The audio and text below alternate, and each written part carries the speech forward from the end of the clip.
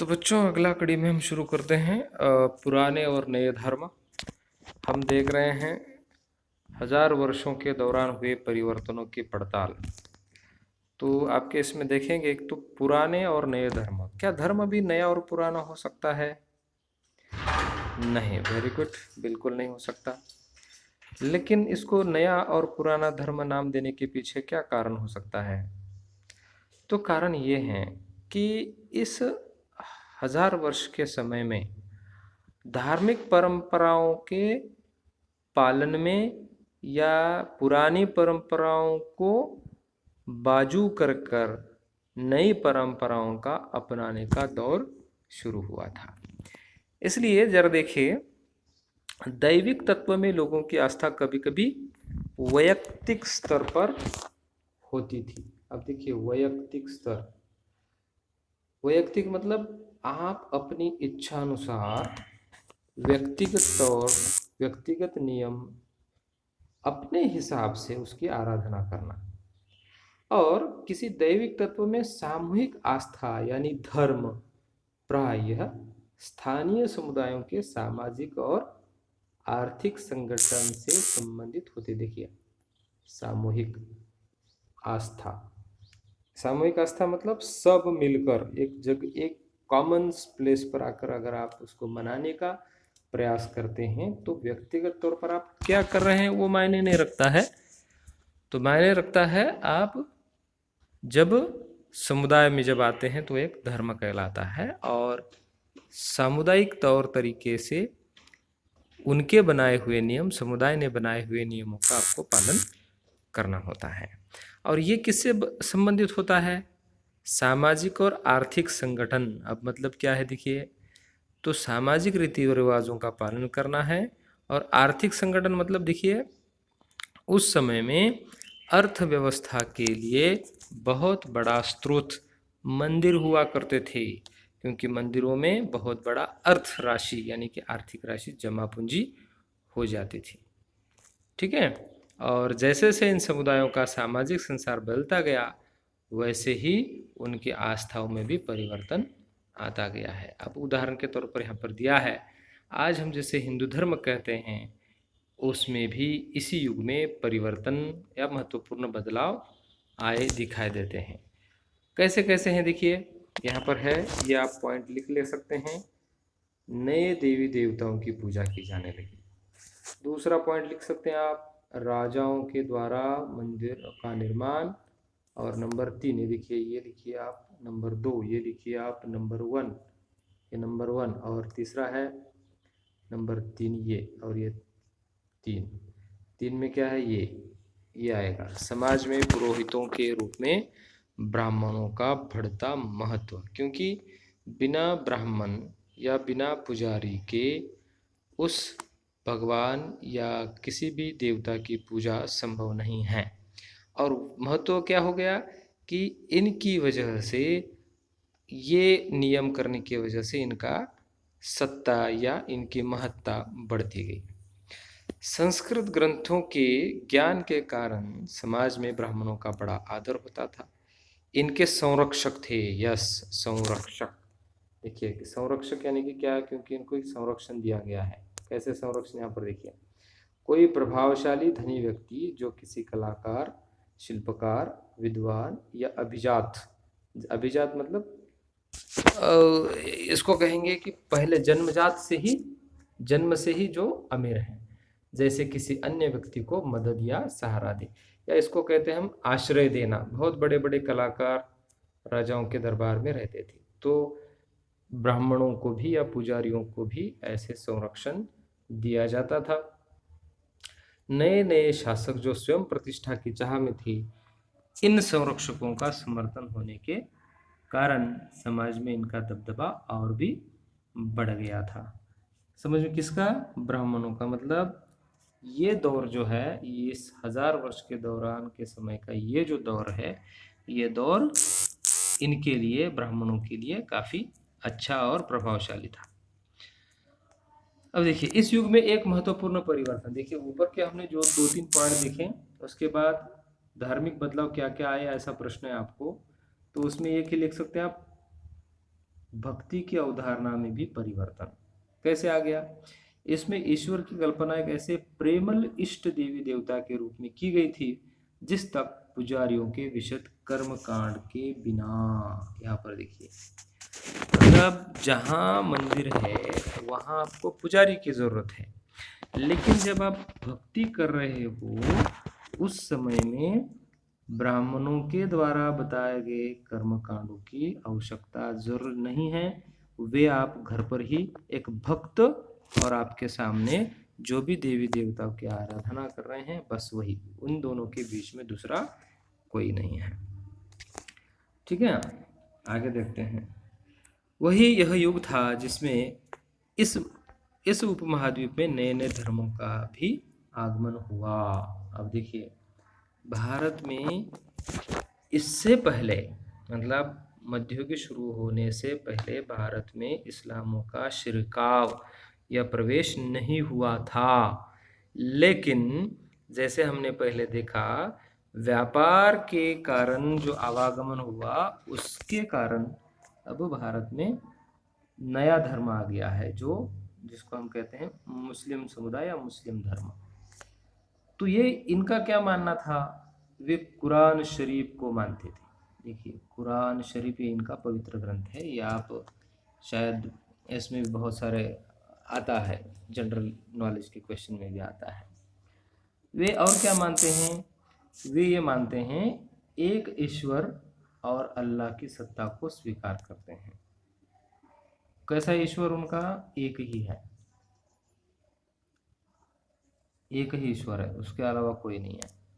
ठीक है, यह अवधारणा है उनकी, जिसका प्रेम, करुणा और उदारता अपने में आस्था रखने वाले हर व्यक्ति को गले लगाता है। कौन गले लगाता है? अल्लाह।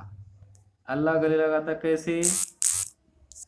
जो उनमें क्या रखते हैं? प्रेम, करुणा, उदारता और आस्था रखता है।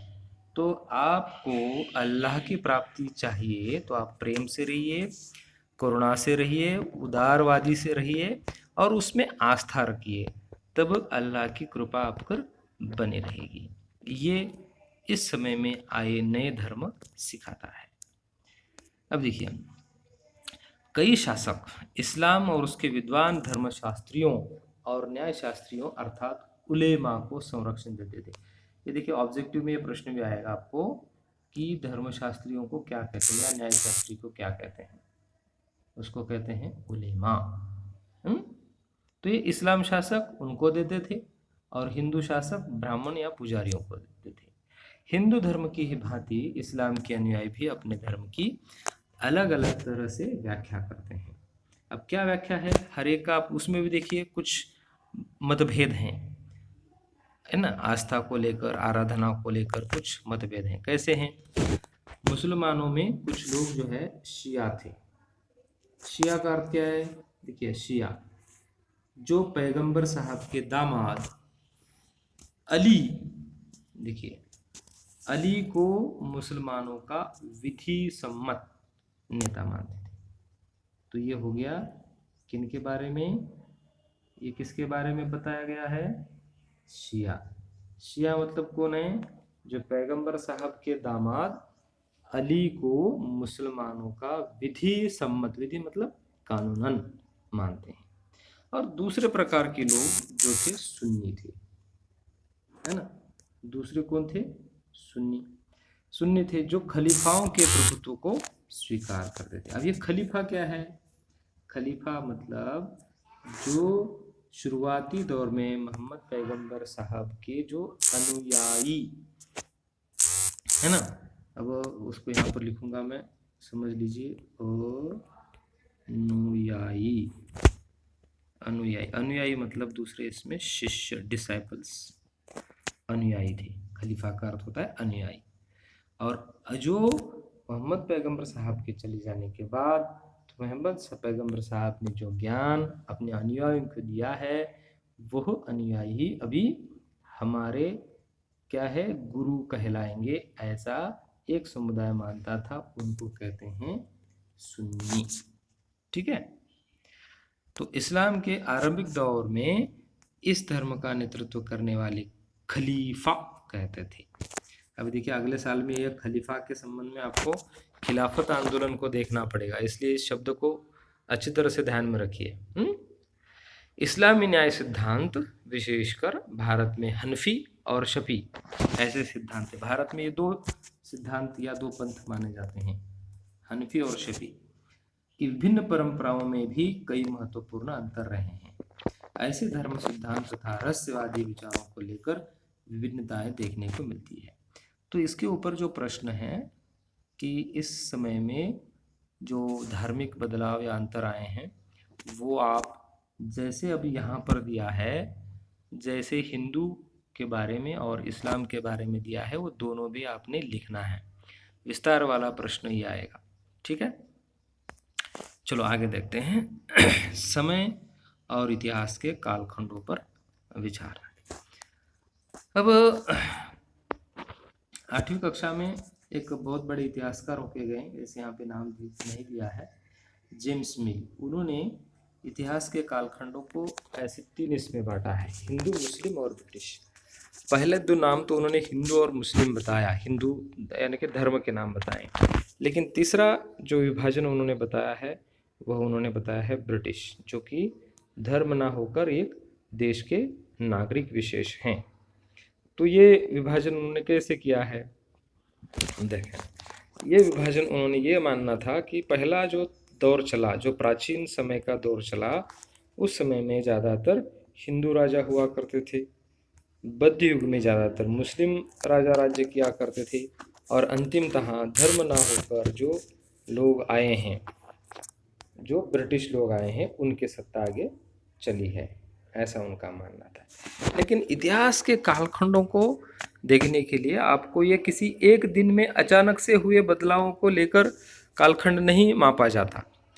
तो कई प्रकार की परंपराएं जो होती है वह समाज का एक अविभाज्य अंग बन जाती है। उस समय से फिर नए युग की शुरुआत हुई, मध्य युग की शुरुआत हुई, ऐसा माना जाता है। तो हम यहाँ पर जो देख रहे हैं 1000 वर्ष, कब से कब तक के 1000 वर्ष देख रहे हैं, कब से कब तक के देख रहे हैं हम 1000 वर्ष? 700 से लेकर 1700, 750 से लेकर 1750 तक के अवधि के इसमें देख रहे हैं, है ना। तो ये जो 1000 वर्ष है, ये भारत के लिए मध्य युग का युग बताता है, मध्य युग कहलाता है, ठीक है। तो अब देखिए यहाँ पर जो दिया है, इस काल विभाजन को आज बहुत कम इतिहासकार ही स्वीकार करते हैं। किसको? जो ब्रिटिश के इतिहासकार ने जो किया था, हिंदू, मुस्लिम और ब्रिटिश, इन 3 काल में जो विभाजन या 3 युगों में उसने बांटा था, उसको अस्वीकार करते हैं। कारण क्या है कि जब प्राचीन का ये कहते हैं कि भाई हिंदू शासकों का ही ज़्यादा राजकाज था, ऐसा नहीं है। तो उस समय में आप सम्राट अशोक का देख सकते हैं, उन्होंने तो बौद्ध धर्म को अपनाया था, है ना। फिर बहुत सारे ऐसे भी राजा होके गए हैं, अजातशत्रु हैं, उन्होंने भी बहुत बौद्ध धर्म को आश्रय दिया। बाकी सर्वधर्म समभाव, धर्म सहिष्णुता को अपनाया था, कि जबरन किसी को नहीं किया कि राजा का धर्म ही प्रजा ने अपनाना है। तो ये सब बातें इसमें आ जाती हैं। तो इसलिए आज इस काल विभाजन को अस्वीकार किया जाता है। तो पिछले साल हमने जैसे देखा था कि प्राचीन इतिहास, तो प्राचीन इतिहास में क्या नज़र आता है आपको? प्राचीन इतिहास में बहुत सारी चीज़ें जो हैं वह तकनीकी दौर में कम थी, और मध्य युग जैसे आ गया, हमने देखा खान पान, कई प्रकार की तकनीकें, इनका स्वीकार किया जाने लगा, वो बढ़ने लगा, ये भी हमने इस समय में देखा था। तो कहने का अर्थ ये है कि तकनीकों का उपयोग करना, व्यापार की बढ़ोतरी होना, और समाज में आर्थिक, राजनीतिक और सांस्कृतिक बदलाव का प्रारंभ होना, तो वह मध्ययुग की शुरुआत दर्शाता है, ठीक है। तो यहाँ पर भी बताया है आपको, देखिए जैसे शिकारी थे, संग्राहक थे, कृषि कर्मी थे, शहरों और गांवों के निवासी, प्रारंभिक दौर के राज्य और साम्राज्य, ये सब प्राचीन इसमें आएगा। लेकिन इस साल हम जो पढ़ने वाले हैं उसको कहते हैं मध्यकालीन इतिहास या मध्य युग। अब इसमें सभी प्रकार के, हमने अभी इसमें क्या क्या देखा कि कैसे कैसे, देखिए कागज की खोज मध्ययुग की एक बड़ी विशेषता भी है, कागज का ज़्यादा पैमाने पर उपयोग होना और लिखित स्रोतों का या लिखित संसाधनों का उपलब्ध हो जाना, तो यह भी एक है। तो इस तरह से मध्ययुग, ये पूरा इतिहास, ये पूरा चैप्टर हमें इतिहास, सॉरी, ये पूरी किताब हमें मध्ययुग के ऊपर आधारित है। तो अब देखिए यहाँ पर भारत के इतिहास के ये 1000 साल अनेक बदलावों के साक्षी रहे, जैसे मैंने आपको अभी भी कहा। उसमें सामाजिक है, सांस्कृतिक है, धार्मिक है, राजनीतिक है, तकनीकी बदलाव है ना। 16वीं और 18वीं शताब्दी 8वीं या 11वीं शताब्दियों से काफ़ी भिन्न था। 8वीं और 11वीं शताब्दियों से काफ़ी कौन सी भिन्न है? 16वीं और 18वीं शताब्दी। मतलब ये जो है, ये जो शताब्दी है, ये माना जाएगा कि शुरुआत है मध्ययुग की, और यहाँ पर भी काफ़ी भिन्नता नज़र आती है। तो मतलब ये जो समय है, ये है आधुनिकता की शुरुआत या मॉडर्नाइजेशन। मॉडर्न, इतना अच्छा लिखने नहीं आता है इसके ऊपर, तो ये समझ लीजिए कि ये मॉडर्नाइजेशन की शुरुआत 16वीं और 18वीं शताब्दी में जो बदलाव आए हैं उस समय से गिने जाते हैं। तो मध्यकाल की तुलना में आधुनिक काल से की जाती है ना। मध्यकाल की तुलना प्राय आधुनिक काल से की जाती है। आधुनिकता के साथ क्या क्या आ गया? भौतिक उन्नति आ गई। मतलब आधुनिकता की विशेषता क्या है? भौतिक उन्नति है और बौद्धिक प्रगति भी है। मतलब लोग ज़्यादातर बुद्धिवादी हो गए, बुद्धि प्रामाण्यवादी हो गए। बुद्धि को अगर वो प्रमाण लगा तो उसको अपनाना है, नहीं माना है तो मतलब scientific ways, scientific principle, scientific theories को ज़्यादा आधुनिक काल में अपनाया गया है। तो इस तरह से प्राचीन काल, मध्यकाल और आधुनिक काल में इतिहास के कालखंडों का विभाजन किया जाता है। अब आखिर में हम इसके समरी ले लेते हैं। इन 1000 वर्षों के दौरान इस उपमहाद्वीप के समाजों में प्राय परिवर्तन आते रहे और कई क्षेत्रों की अर्थव्यवस्था तो इतनी समृद्ध हो गई थी कि उसने यूरोप की व्यापारी कंपनियों को भी आकर्षित करना आरंभ कर दिया। इस पुस्तक को पढ़ते समय आप परिवर्तन के चिन्हों तथा सक्रिय ऐतिहासिक प्रक्रियाओं पर ध्यान देते चले, और जब भी संभव हो इस पुस्तक में आप जो पढ़ रहे हैं उसकी तुलना आप पिछले वर्ष पढ़ी हुई बातों से करने की कोशिश करें। तब आपको अच्छी तरह से समझ में आएगा कि प्राचीन युग में किस तरह से कई प्रकार की मर्यादाएं थी, और इस समय में यानी कि मध्य युग में इन मर्यादाओं की हल किया गया, खोज किया गया। तो बच्चों यहाँ पर हम रुक जाते हैं। ज़्यादातर बच्चों ने इस पर के बहुत सारे प्रश्नोत्तर छुड़ाए हैं, लेकिन जैसे ये अभी मैंने आपको अभी विशेष रूप से बताया था, तो ये 5वां प्रश्न जो है, इस काल के दौरान हुए कुछ मुख्य धार्मिक परिवर्तनों की जानकारी, तो ये जानकारी हिंदू और इस्लाम दोनों के धर्मों के बारे में आपको देना है। ठीक है, मुझे नहीं लगता है कि आपको इसके संबंध में किसी प्रकार का कोई दिक्कत होना चाहिए। यहाँ पर हम रुक जाते हैं। Thank you.